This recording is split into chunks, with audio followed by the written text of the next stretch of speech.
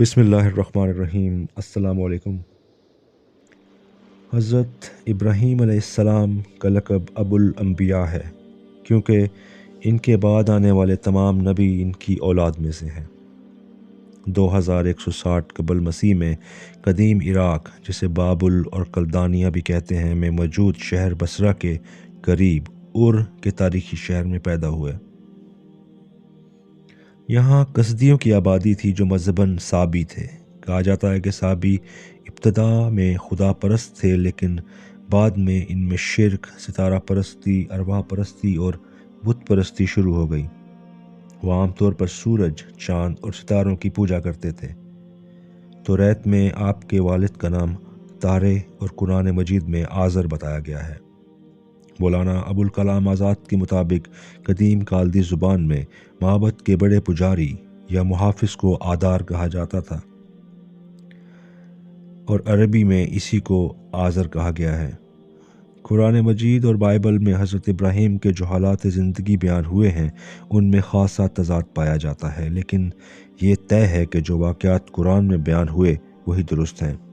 Bible और Talmud के मुताबिक हज़रत इब्राहीम की पैदाइश के रोज़ नजूमियों ने आसमान पर एक अलामत देखकर नमरूद को मशवरा दिया कि तारे के यहाँ जो बच्चा पैदा हुआ है इसे कत्ल कर दे, क्योंकि ये तेरे इक़्तिदार और हुकूमत को तहवाला कर देगा। चुनाचा वो इनके कत्ल के दर पे हुआ, मगर तारे ने अपना एक ग़ुलाम का बच्चा इनके बदले में देकर उन्हें बचा लिया। इसके बाद तारे ने अपनी बीवी और बच्चे को एक गार में ले जाकर छुपा दिया, जहाँ 10 साल तक वो रहे। यहाँ इस अमर की वजाहत बेहद ज़रूरी है कि तारे उर के सबसे बड़े देवता ननामा का पुजारी या मुहाफ़िज़ था। 11वें साल तारे ने हज़रत इब्राहीम को हज़रत नूह के पास पहुँचा दिया, जहाँ वो 39 साल तक हज़रत नूह और उनके बेटे साम की तरबियत में रहे। इसी ज़माने में हज़रत इब्राहीम ने अपनी सगी भतीजी सारा से निकाह कर लिया, जो उम्र में इनसे 42 साल छोटी थीं। बाइबल में सारा को आपकी भतीजी नहीं बताया गया, अलबत्ता उम्र का फ़र्क 10 साल लिखा गया है। 50 साल की उम्र में हज़रत इब्राहीम अपने वालिद के घर लौट आए। यहाँ इस अमर की वजाहत बेहद ज़रूरी है कि इस्लामी तवारीख़ के मुताबिक सारा हज़रत इब्राहीम की भतीजी नहीं बल्कि चचाज़ाद थीं। एक और रिवायत के मुताबिक हज़रत इब्राहीम की वलादत से कबल नमरूद ने हुक्म दिया कि 1 साल तक औरतों और मर्दों में इख्तलात ना होने पाए। इसके बावजूद अगर कोई लड़का पैदा हुआ तो उसे कत्ल कर दिया जाए। जब हज़रत इब्राहीम तौलद हुए तो माँ ने 7 बरस तक आपको तहखाने में छुपाए रखा, लेकिन इस रिवायत की तौरात या कुरान मजीद से तस्दीक नहीं होती। इब्तिदा में हज़रत इब्राहीम ने भी अपनी कौम के अकायद के मुताबिक सूरज और सितारों को ही अपना रब समझा, लेकिन जब वो गुरूब हो गए तो आपने इनसे अपनी बेजारी और बरात का ऐलान कर दिया और इन सब के पैदा करने वाले खालिक और माबूद बरहक की तरफ मुतवज्जा हो गए। बुत परस्ती पर सबसे पहले आपने अपने वालिद से इख्तलाफ किया, लेकिन जब उसने आपको संसार करने की धमकी दी तो आप उससे अलहदा हो गए। फिर आपने अपनी कौम को एलानिया दीन हक की दावत दी, लेकिन वो बदनसीब कौम अपनी ज़लालत और गुमराही पर कायम रही। एक रोज़ इनकी कौम एक मेले के सिलसिले में शहर से बाहर गई तो आपने माबद में रखे तमाम बुत तोड़ डाले, सिर्फ शम्स नामी बड़े बुत को रहने दिया। शक की कड़ियाँ आप तक पहुँची तो आपने फरमाया कि इन्हीं बुतों से पूछो कि उन्हें किसने तोड़ा है। देवता तो कोई जवाब ना दे सके, लेकिन बादशाह वक्त नमरूद को अपना इक़्तिदार ख़तरे में नज़र आया। चुनाचा इसने पुजारियों के मशवरे से आपको आग में ज़िंदा जलाने का हुक्म सादर कर दिया। आग का एक बड़ा अलाव तैयार किया गया और एक रिवायत के मुताबिक हज़रत इब्राहीम और इनके भाई हारान को आग में झोंक दिया गया, क्योंकि इनके वालिद ने बादशाह के दरबार में बयान दिया कि मैंने हारान के मशवरे से इब्राहीम को कत्ल होने से बचाने के लिए छुपा दिया था। आग में गिरते ही हारान फ़ौरन जल भुन गया, और लेकिन अल्लाह के हुक्म से हज़रत इब्राहीम के लिए आग गुलजार बन गई और लोगों ने देखा कि आप नहायत इत्मीनान से आग में टहल रहे थे। इस वाक़े के बाद हज़रत इब्राहीम बहुक्म इलाही अपनी ज़ोजा हज़रत सारा और अपने भतीजे हज़रत लूत की ज़ोजा मलका, जो आपके दूसरे भाई نہور کی بیٹی تھی جو آپ پر ایمان لا چکے تھے کہ ہمراہ شمالی شام تشریف لے گئے۔ حضرت سارہ کو اسلامی تواریخ نے حضرت ابراہیم کے چچا زاد اور دیگر محققین نے بھتیجی لکھا ہے۔ توریت کے مطابق آپ 75 سال کی عمر میں شام یا ہاران پہنچے، جہاں سے آپ کو کنعان موجودہ فلسطین جانے کا حکم ہوا۔ یہاں سکم کے مقام پر مورا کے میدان میں آپ نے اپنا خیمہ نصب کیا اور ایک عبادت گاہ تعمیر کی۔ کچھ عرصے بعد جب یہاں قحط پڑا تو آپ کو مصر جانے کا حکم ہوا۔ اس وقت مصر میں سامیوں کی حکومت تھی اور الوان بن سان سریر آرائے سلطنت تھا، جو مصر کا پہلا فرعون تھا۔ مصر میں بھی ستارہ پرستی عروج پر تھی۔ زندگی، موت، کھیتی باڑی اور بارش وغیرہ کے الگ الگ دیوتا تھے۔ سب سے بڑا دیوتا شمس تھا، جسے مصری زبان میں را کہتے ہیں۔ بادشاہ کو شمس دیوتا کا بیٹا سمجھا جاتا تھا، اس لیے اس کا لقب رامسیس تھا۔ اسی باعث یہاں کے حکمرانوں کو خدائی کا دعویٰ تھا۔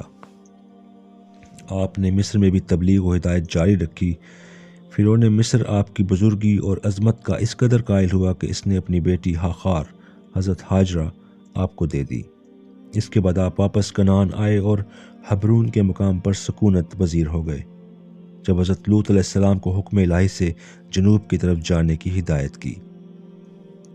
حضرت سارہ بانجھ تھیں۔ سفر مصر سے واپسی کے 10 سال بعد آپ نے حضرت سارہ کے کہنے پر حضرت ہاجرہ سے نکاح کر لیا، جن کے بطن سے 1 سال بعد حضرت اسماعیل پیدا ہوئے۔ توریت کے بیان کے مطابق اس وقت حضرت ابراہیم کی عمر 86 سال تھی۔ نومولود چونکہ آپ کی زندگی بھر کی دعاؤں اور تمناؤں کا پھل تھا، اس لیے اس کا نام اسماعیل رکھا گیا۔ کچھ عرصے بعد حضرت اسماعیل علیہ السلام کو راہ خدا میں قربان کرنے کا حکم نازل ہوا، لیکن بعد میں بیٹے کی جگہ دمبے کی قربانی قبول کی گئی۔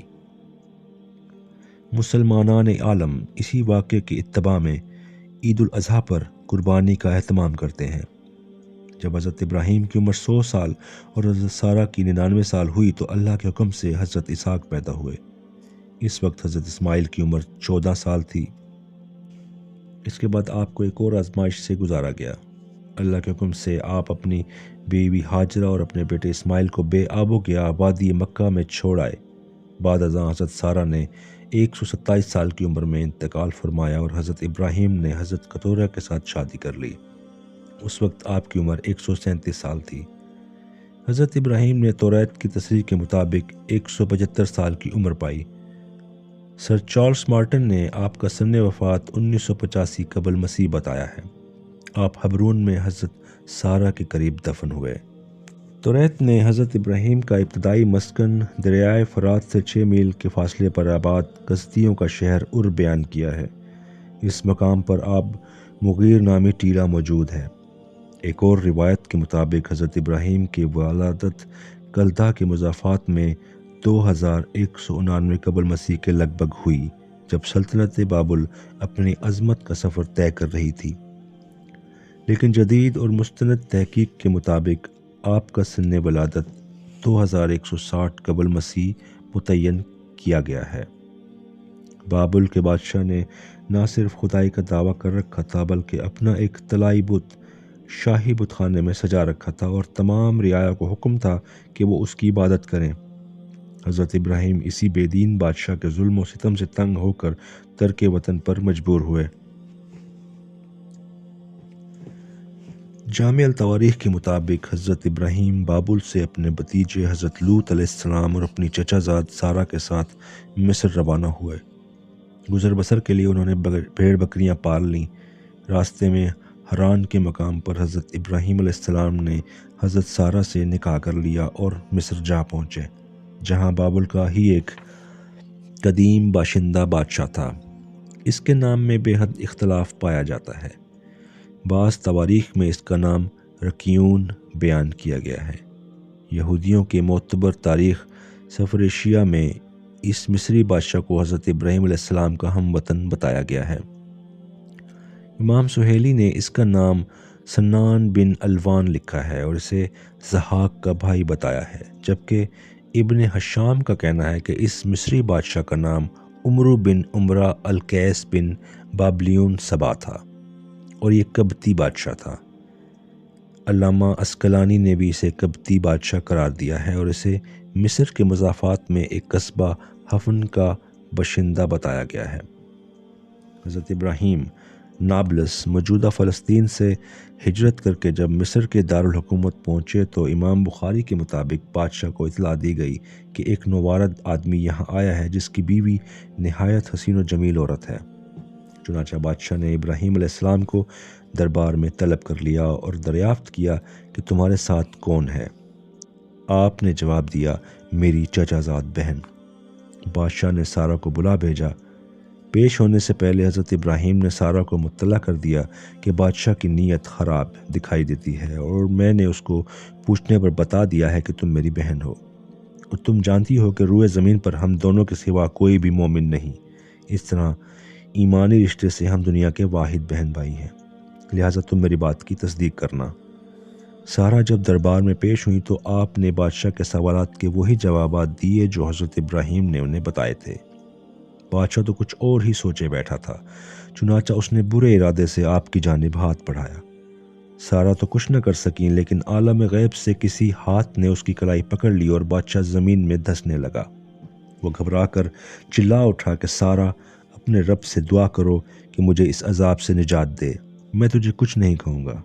چنانچہ آپ کی دعا کی برکت سے بادشاہ کو اس اذیت سے نجات مل گئی، لیکن تھوڑی دیر بعد پھر اس کی نیت میں فتور آ گیا اور وہ دوبارہ گناہ کی نیت سے آپ کی جانب بڑھا، اور اس بار بھی اس کے ساتھ وہی سلوک ہوا جو پہلے ہو چکا تھا، بلکہ اب گرفت زیادہ مضبوط اور شدید تھی۔